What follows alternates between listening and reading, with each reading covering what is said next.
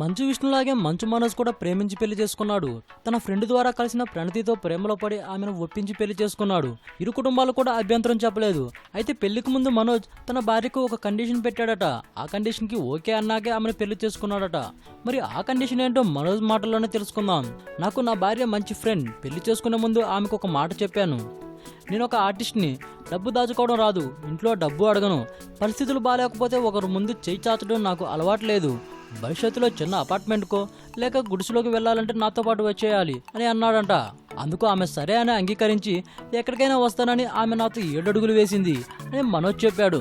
నేను ఏ సినిమాలు చేస్తున్నానో ఎంత సంపాదిస్తున్నా అనే విషయాలు తన భార్య ఎప్పుడూ అడగదని, ఆమెకు సినిమాలంటే ఇష్టమని, తను చేసే సినిమాల్లో ఏదైనా నచ్చకపోతే వెంటనే మొహమాటం లేకుండా చెప్పేస్తుందని, కొన్ని సందర్భాలలో మంచి సలహాలు ఇస్తుంటుందని మనోజ్ తెలిపాడు.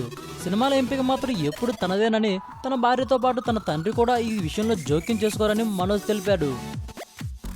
ఈ వీడియోపై మీ విలువైన కామెంట్స్ ని మాతో షేర్ చేసుకోండి. అండ్ ఇంకో విషయం, సబ్స్క్రైబ్ చేయడం మర్చిపోకండి.